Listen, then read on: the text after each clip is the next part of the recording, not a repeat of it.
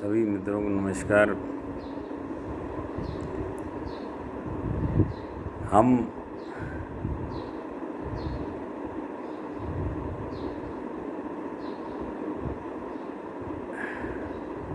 शब्दों में इतना खो गए हैं कि मौन के आनंद को महसूस करना लगभग भूल गए हैं।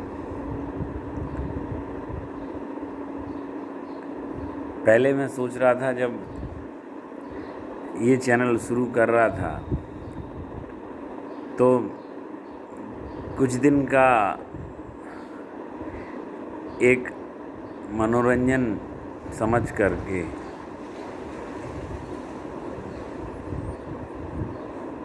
इसको आगे बढ़ा रहा था। अब लगता है बहुत बड़ी क्रांति है, आप लोगों ने इसे कहाँ से कहाँ पहुँचा दिया है। आप चैनल सब्सक्राइब कर रहे हैं, अपने लोगों तक पहुंचा रहे हैं। मेरे पास बहुत दूर दूर से फ़ोन आ रहे हैं, लोगों को फ़ायदा पहुंच रहा है।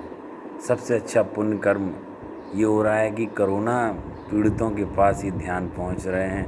उनके वो 10-15 दिन ऐसे कटे कि उनकी मुझ तक प्रतिक्रिया आई, मुझे बहुत अच्छा लगा। मैं इसे सबसे बड़ी मेहनत का फल मानता हूँ।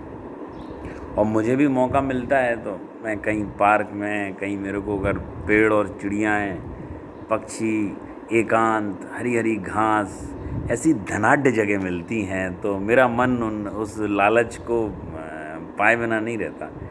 कहीं पत्थर खाली पड़े हुए, एकांत, पास में पेड़ लगे हों,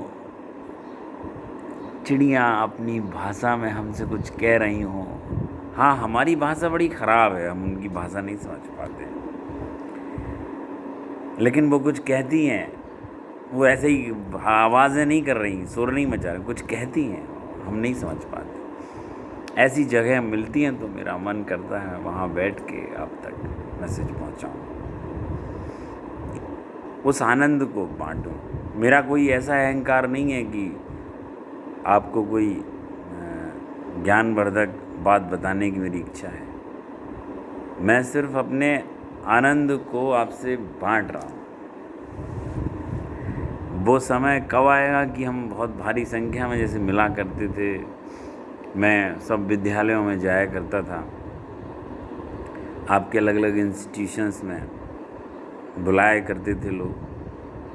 कई मर्तबा मैं खुद भी आपको कॉल करके आ जाने के लिए कहता था और विद्यार्थी बहुत भारी मात्रा में मुझ तक पहुंच जाते थे।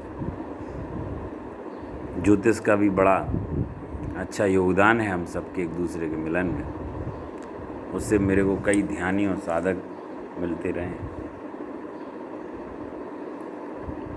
मित्रों, मैं आपका धन्यवाद व्यक्त करना चाहता हूँ, आपने इस प्रक्रिया को इतने आगे बढ़ाया। पर एक लाइन बोलूँगा, कर्म बहुत सोच समझ कर करें। अगर हम किसी कुत्ते को भी गाड़ी से कुचल देते हैं, हम कर्म के बंधन में आ जाएंगे।